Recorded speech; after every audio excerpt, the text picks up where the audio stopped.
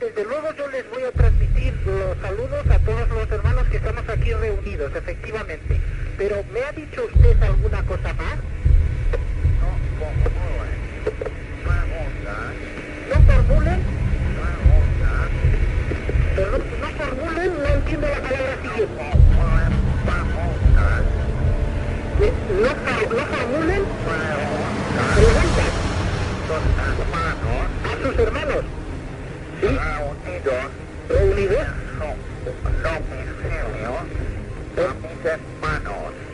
Sí. Ah, bien, de acuerdo, o sea, no desean que formulemos preguntas a sus hermanos. En esta ocasión os hablaré de un caso.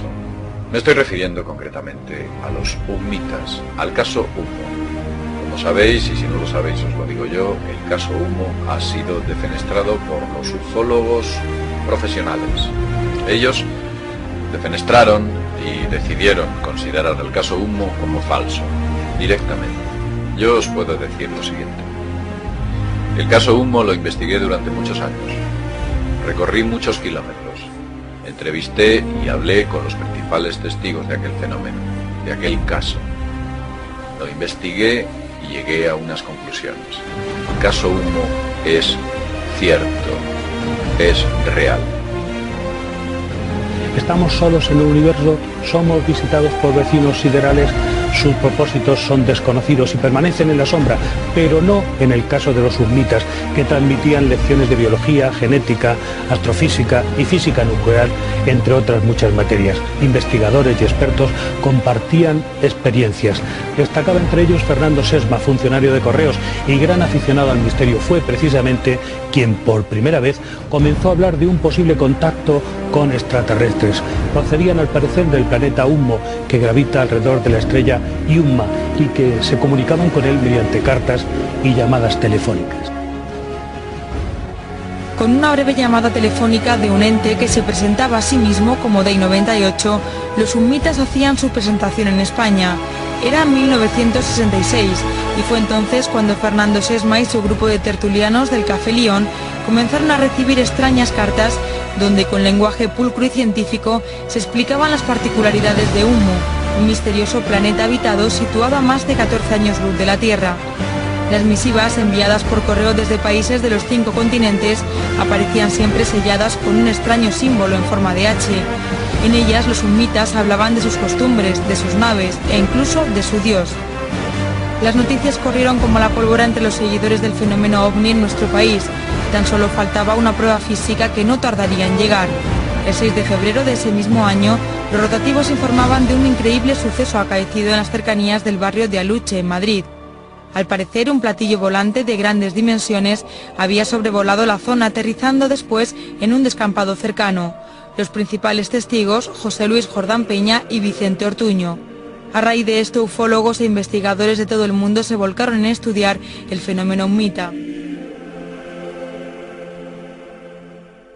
Entrañables humanos de Ollagá. Somos un grupo de expedicionarios, exploradores procedentes de un astro frío cuyo nombre expresado fonéticamente puede verbalizarse en español así: Humo. Vivimos transitoriamente en su mundo, mezclados entre ustedes, ya que nuestra morfología anatómica es similar a la que ustedes poseen. Sabemos lo difícil que es aceptar esta afirmación. La postura más prudente para ustedes es no aceptar nuestra identidad si no les aportamos suficientes pruebas. Les exhortamos a que siempre obren así. Nunca avalen una afirmación o cualquier hipótesis que no vaya asociada a un modelo matemático de comportamiento suficientemente predictivo que pueda ser constatada con auténtico rigor. No confíen solo en los métodos dialécticos, inductivos o deductivos. Lo que ustedes denominan en español el sentido común no debe ser considerado como patrón para la formulación científica. Nuestra ley moral nos impide interferir en el proceso evolutivo de la cultura, de otra humanidad galáctica. Si lo hiciéramos, podríamos provocar terribles distorsiones en su red social. Un cuerpo de conocimiento no puede asimilarse bruscamente, requiere un largo intervalo de progresiva fluctuación en el cerebro. Si les aportásemos avanzados modelos teóricos de comportamiento de masas, información y energía, estos serían utilizados inmediatamente para fines no éticos.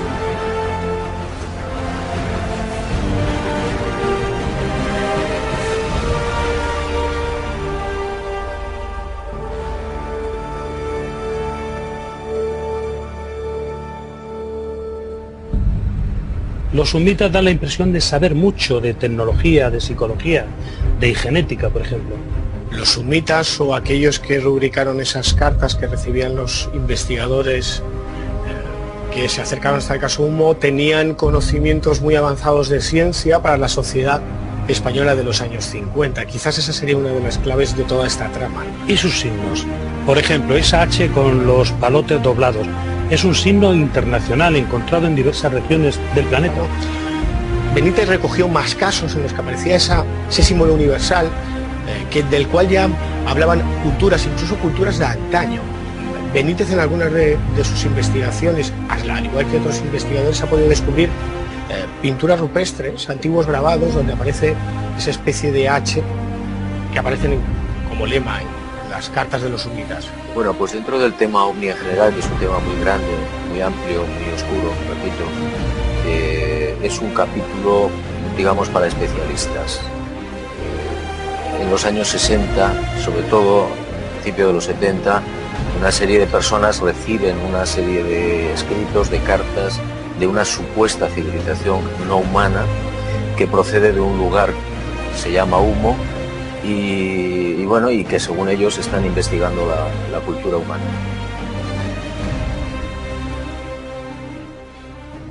La luz de alarma entre los seguidores del fenómeno ovni se encendió tras la publicación de las fotos del platillo volante divisado en San José de Valderas en junio de 1967. El análisis de las instantáneas reveló que se trataba de un burdo montaje. José Luis Jordán Peña y su amigo Vicente Ortuño se situaban en el ojo del huracán y muchos investigadores de la época, entre ellos Carlos Berche, denunciaron públicamente en 1988 su teoría sobre el engaño humita. Las evidencias eran tan claras que Jordán Peña se vio obligado a reconocer su culpabilidad. Se atribuye entonces la escritura de todas las cartas, las llamadas telefónicas y la fabricación del famoso sello en forma de H. ¿Se trataba de un experimento sociológico o de un simple ardid para lograr la fama? ¿Pudo un solo hombre llevar a cabo semejante tarea durante casi 30 años? A día de hoy son todavía muchas las incógnitas por descubrir en torno a este misterioso planeta imaginario llamado Humo. Él dice que lo inventó, pero se contradice constantemente. Entonces, lo que está claro es que no ha inventado los símbolos que aparecen en las naves, en la China o hace 1000 años en Mali, entre los Dogon.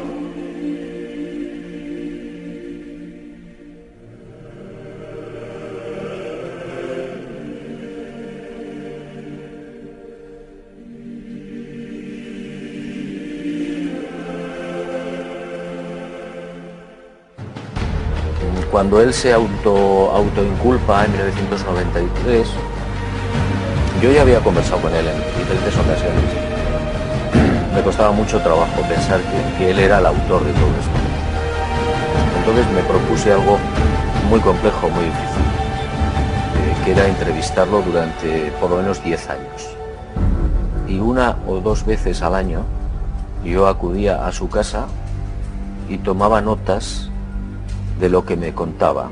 Yo normalmente le preguntaba casi siempre lo mismo, pero claro, cuando pasaban 4, 5, 6 meses, él muchas veces no recordaba lo que yo le había preguntado, pero yo sí lo recordaba muy bien porque lo estaba anotando. Entonces las contradicciones son continuas, hasta el punto que ni siquiera cuando probablemente dice la verdad es creíble. ¿Cómo es posible que los que manipulaban supieran que había una civilización como los dogones que manejaba ese símbolo en supuestas naves que les visitaban en los cielos, o que había, como apuntaba el compañero Cuesta, casos fuera de España en los que se reflejaba ese símbolo? Esa es la gran clave. Algo se esconde en Humo. Hay mucho humano, hay mucho de los seres humanos, seguramente relacionados con proyectos sociológicos, pero también hay datos que te abren la puerta a estar ante un expediente con multitud de interrogantes, un caso abierto, mejor dicho.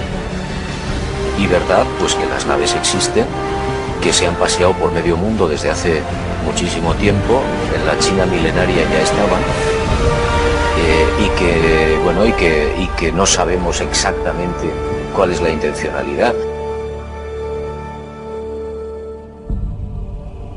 Hombres de la Tierra. Nuestra ética nos impide violar el principio de no interferencia en el libre curso evolutivo de la red social de un astro frío habitado por cerebros inteligentes y humanos. Procedemos de una entidad planetaria situada a unos 14 años luz de la Tierra, y nuestro grupo explorador reside entre vosotros desde el 29 de marzo de 1950, fecha de la Tierra. Entre ustedes, mezclados con la población de distintos países, en aquella ocasión memorable, nuestro punto topográfico de aterrizaje se polariza en las cercanías de un pequeño núcleo urbano del mediodía francés. Nos fue posible estudiar su idioma, roles y costumbres, y dotados como estamos de un cuerpo anatómico de rasgos morfológicos similares a los de la especie Homo sapiens sapiens de la Tierra, podemos desenvolvernos en tierra sin necesidad de identificarnos. No hemos venido a perturbarles, mucho menos con intenciones agresivas. Nuestra misión se centra a estudiar la milenaria cultura de la Tierra, pletórica para nosotros de exótica riqueza. Nos ha impresionado sobre todo la variedad multiforme de sus costumbres etnográficas, su prodigioso avance en el área de las manifestaciones artísticas, único aspecto en el que ustedes nos superan con sensible desnivel. En cambio, nuestra cota de conocimiento en la estructura físico-biológica, no sólo del universo perceptible, sino del sistema global cosmológico al que los astrofísicos y cosmólogos de la Tierra aún no tienen acceso, es mucho más elevada.